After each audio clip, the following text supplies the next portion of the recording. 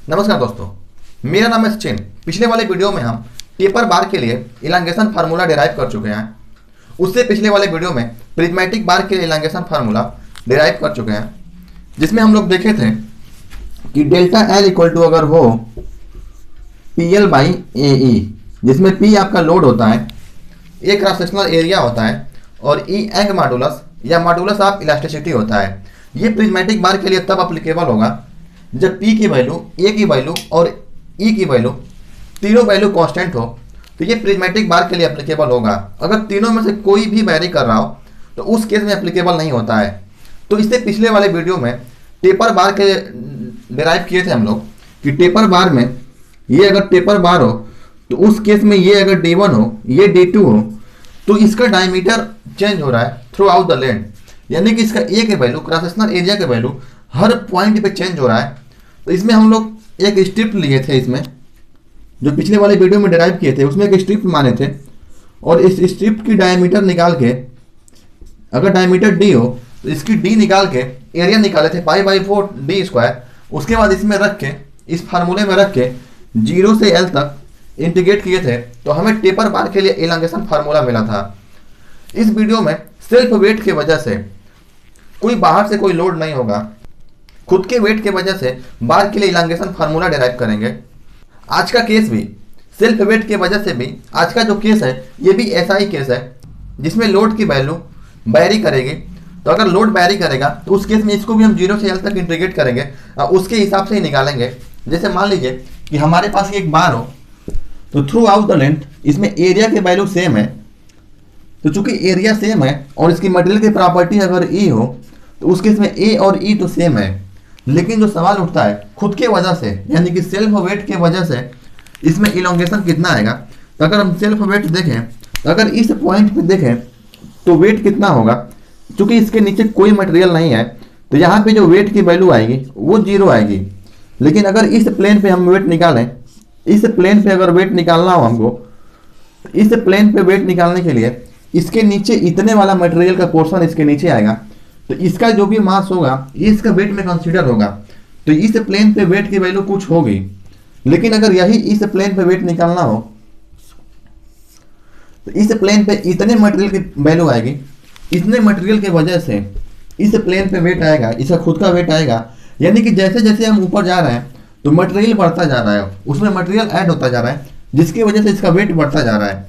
यानी कि जैसे जैसे हम नीचे से ऊपर की ओर जाएंगे, इस एलिमेंट में उसका सेल्फ वेट हर प्लेन पे अलग अलग है, डिफरेंट होता जा रहा है। तो इसमें भी हम एक स्ट्रिप मानने वाले हैं, एक छोटी सी स्ट्रिप मान के उस स्ट्रिप में वेट निकालेंगे। और चूंकि इसमें सेल्फ वेट की वजह से है तो सेल्फ वेट का मतलब लोड हो गया, तो इसमें पी की वैल्यू इस स्ट्रिप के लिए पी की वैल्यू डब्ल्यू के फॉर्म में निकालेंगे, यानी कि लोड निकालेंगे, जो वेट होगा उसका सेल्फ वेट निकालेंगे और सीधे A/E रख के 0 से L तक इसमें इंटीग्रेट करने वाले हैं। बस इतना ही इसमें करने वाले हैं। तो चलिए करके देखते हैं। अगर मान लीजिए कि ये मटेरियल आपका कोई शाफ्ट है जिसमें थ्रू आउट द लेंथ इसके एरिया ए हो, इसकी डेंसिटी डी हो, यहाँ पे एक हम स्ट्रिप मानते हैं जिसकी थिकनेस, लंबाई मान लीजिए dy हो और ये नीचे से y डिस्टेंस पे हो।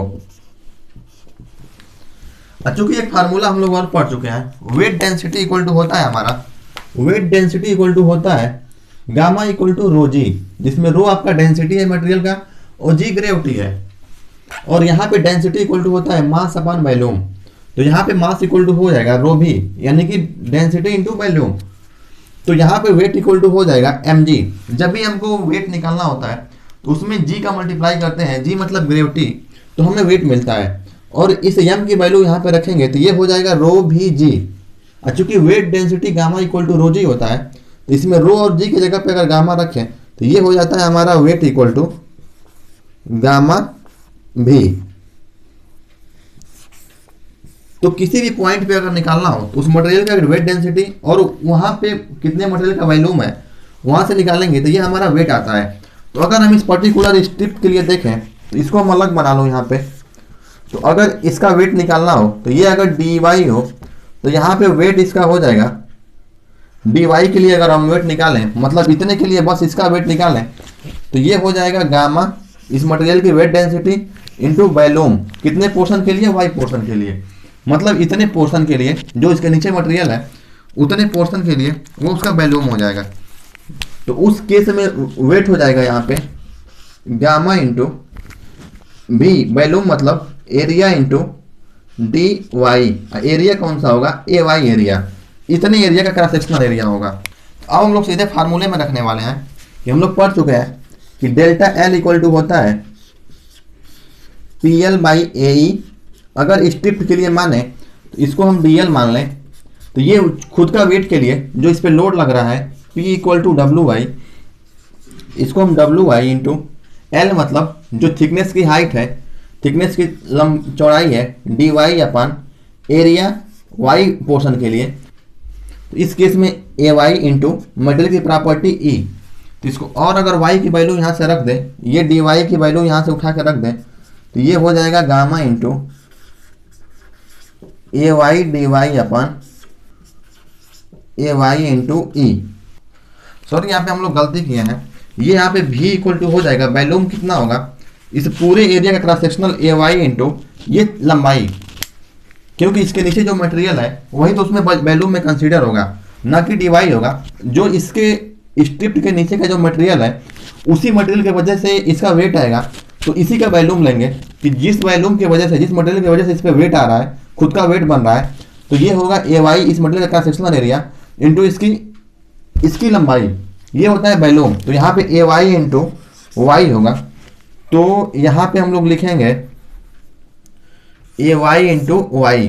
तो ए वाई से वाई कैंसिल हो गया, तो इस केस में बचता है स्ट्रिप्ड के लिए ए वाई अपान ई। ये डी एल की वैल्यू है, तो ये डी एल इक्वल टू हो गया आपका गामा वाई बाई ई। ये केवल अभी स्ट्रिप के लिए है। अगर हम पूरे एलिमेंट के लिए निकालें यहाँ से यहाँ तक, यानी कि यहाँ पे L इक्वल टू 0 से L x equal to Y equal to sorry Y equal to L तक, y इक्वल टू 0 से y इक्वल टू L तक निकालें, तो ये जो dl की वैल्यू आई है यहाँ पे dl इक्वल टू आया है गामा वाई बाई ई। तो इसको हम पूरे स्ट्रिप के लिए अगर निकालें, स्ट्रिप के लिए, तो डेल्टा L इक्वल टू हो जाएगा integration of 0 to L dl equal to ये हो जाएगा 0 to L gamma y by E. चूंकि गामा और ई की वैल्यू वेट डेंसिटी और यंग मॉडुलस कांस्टेंट है इसमें, तो उस केस में ये बाहर आ जाएगा। तो गामा ई, इसका इंटीग्रेट केवल y का इंटीग्रेट करेंगे तो ये हो जाएगा वाई स्क्वायर बाई 2। एक बार और रिवाइज करते हैं यहाँ से। ये हुआ पी एल बाई ए, जिसमें p की वैल्यू वेट है, weight equal to gamma A Y into A Y हो गया।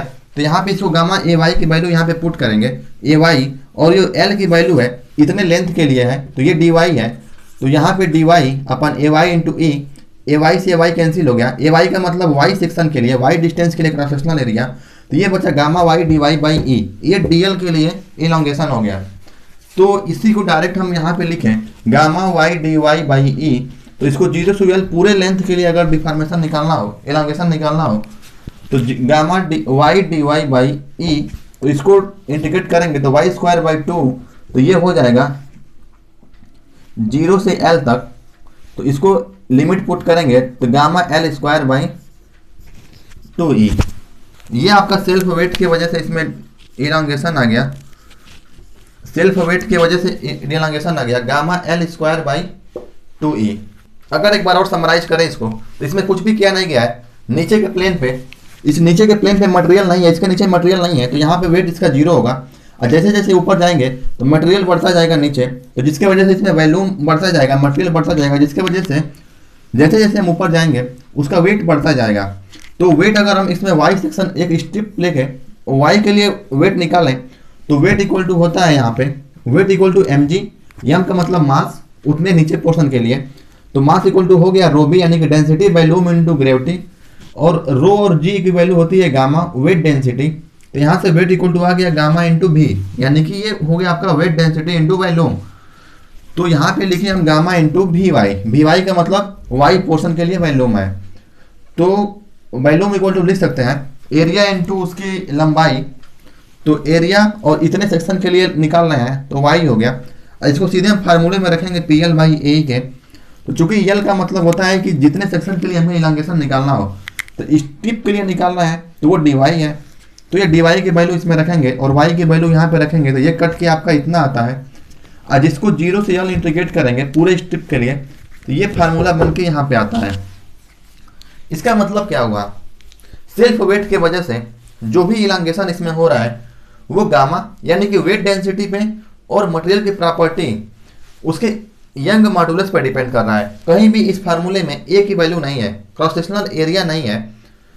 तो इसका मतलब हुआ कि जब भी हम इस चीज़ को डिजाइन करेंगे, अगर लंबाई सेम हो, गामा की मटेरियल की प्रॉपर्टी सेम हो, तो चाहे एरिया कुछ भी हो उसमें सेल्फ वेट की वजह से इलोंगेशन सेम आएगा। ये एसएससी जेई और ईएस का क्वेश्चन है। जैसे मान लीजिए हम इसको सरफ करते हैं। जैसे मान लीजिए कि दो बार हो, एक बार ये है जिसकी एरिया A1 E और गामा इसकी वैल्यू हो, दूसरा बार हो जिसकी area A2 young modulus E और गामा वेट डेंसिटी गामा हो और दोनों की लंबाई L हो। तो उस केस में दोनों में इलोंगेशन कितना होगा, क्योंकि एरिया इसमें फार्मूले में नहीं है, तो एरिया चाहे जो भी हो क्रॉस सेक्शनल एरिया, अगर E और गामा और L सेम है तो उस केस में जो इसमें डेल्टा L आएगा वो भी इसमें भी आएगा। मतलब delta L1 equal to delta L2।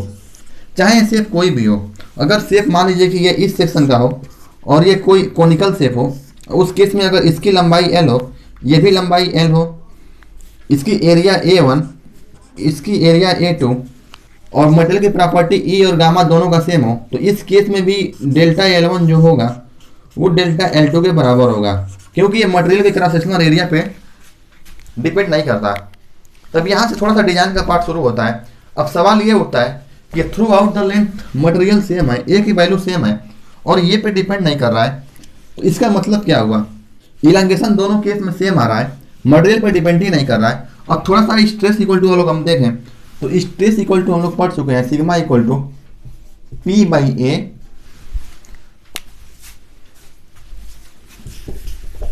अगर हम स्ट्रेस इक्वल टू देखें, सिग्मा इक्वल टू होता है P बाई ए। P का मतलब सेल्फ वेट, अगर इसमें वेट कंसीडर किए हैं तो A बाई W बाई ए। चूंकि यहाँ पे W जीरो है तो इसलिए सिग्मा इक्वल टू हो गया W बाई ए मतलब जीरो, यानी कि निचले प्लेन पे सिग्मा की वैल्यू जीरो है। जो स्ट्रेस है इसमें स्ट्रेस जीरो है। अगर इस पॉइंट पे देखें तो यहाँ पे सबसे मैक्सिमम वेट आएगा, क्योंकि यहाँ पे इतना मटेरियल कंसीडर होगा। तो यहाँ पे W by A equal to sigma, तो यहाँ पे जो सिग्मा की वैल्यू होगी वह मैक्सिमम होगी। इसका मतलब हुआ कि ये जो बार है वो यूनिफॉर्म स्ट्रेंथ का नहीं है। यहाँ पे जो इसमें स्ट्रेस है वो जीरो है, और जैसे जैसे हम ऊपर जा रहे हैं वो स्ट्रेस की वैल्यू बढ़ती जा रही है। तब सवाल ये उठता है कि ऐसा शेप ही क्यों डिजाइन करना। आप डिजाइन करने के लिए ऐसा तो कर देंगे, क्या सच में एक अच्छे इंजीनियर की ये पहचान है कि इतने सारे मटेरियल वेस्ट कर दे जिसमें नीचे के मटेरियल कोई मतलब नहीं है। जैसे जैसे हम ऊपर बढ़ रहे हैं उसमें स्ट्रेस की वैल्यू बढ़ती जा रही है नीचे के मटेरियल की वजह से। तो क्या कोई ऐसा सेक्शन डिजाइन करना एक अच्छे इंजीनियर की पहचान होगी, क्योंकि यहाँ पे सबसे ऊपर वाले पॉइंट पे, ज्वाइंट के पॉइंट पे स्ट्रेस मैक्सिमम है। तो जहाँ पे भी स्ट्रेस मैक्सिमम होता है उसको हम क्रिटिकल पॉइंट कहते हैं। तो यहाँ पे ये हमारा है क्रिटिकल पॉइंट, यहाँ पे है क्रिटिकल पॉइंट। तो क्यों हम कोई ऐसा सेक्शन डिजाइन करें जो थ्रू आउट द लेंथ उसमें स्ट्रेंथ सेम हो, उसमें जो स्ट्रेस की वैल्यू आ रही है सेम हो। तो इसको हम नेक्स्ट वीडियो में देखेंगे कि कोई ऐसा सेक्शन डिजाइन करना सीखेंगे जिसमें थ्रू आउट द लेंथ मतलब पूरे लेंथ में जो ये यहाँ से यहाँ तक हो, सेल्फ वेट की वजह से पूरे लेंथ में स्ट्रेस की वैल्यू सेम हो, न कि नीचे जीरो हो ऊपर मैक्सिमम हो। कोई ऐसा सेक्शन हम लोग डिजाइन करना सीखेंगे जो कि एक्चुअल इंडस्ट्रीज में काम आता है कि थ्रू आउट द लेंथ उसमें स्ट्रेंथ जो है वो सेम होना चाहिए। ये हो गया डेरिवेशन। अब सवाल ये उठता है कि इसका इस्तेमाल कहाँ पे है, कहाँ इसका कौन कौन से एग्जाम में पूछा जाता है। तो ये सीधे जो इसका फार्मूला आया है, जो फार्मूला आया है delta L equal to weight density gamma L square upon 2E, इस फार्मूले पे सीधे सीधे एसएससी जेईई में कई बार क्वेश्चन आ चुका है। ईएस के एग्जाम में एक आध बार क्वेश्चन आ चुका है, रेलवे जेईई में एग्जाम आ चुका है। लेकिन गेट के एग्जाम में यहाँ से तो क्वेश्चन नहीं पूछा, उसमें कंबाइंड क्वेश्चन पूछता है, जैसे सेल्फ वेट की वजह से और साथ साथ यहाँ पे कोई लोड भी लगा दें, साथ साथ कोई यहाँ पे लोड भी लगा दें, तो उसके सेल्फ वेट और लोड की वजह से जो इसमें इलांगेशन आएगा, इस तरह का जनरली कंबाइंड क्वेश्चन गेट के एग्जाम में आता है। तो वो लोग हम अभी आगे सीखेंगे। ये इसका केवल फार्मूले के बेस पे एसएससी जीडी के लिए सबसे इंपॉर्टेंट फार्मूला डेराइव हुआ है। इसको आप याद रख सकते हैं, गामा एल स्क्वायर अपन 2ई। अगर इस वीडियो में कुछ भी डाउट रहा हो तो कमेंट सेक्शन में लिखिए, और चैनल को अभी तक सब्सक्राइब नहीं किया है तो चैनल को आप सब्सक्राइब कीजिए, और वीडियो अच्छी लगी हो वीडियो को लाइक कीजिए। धन्यवाद।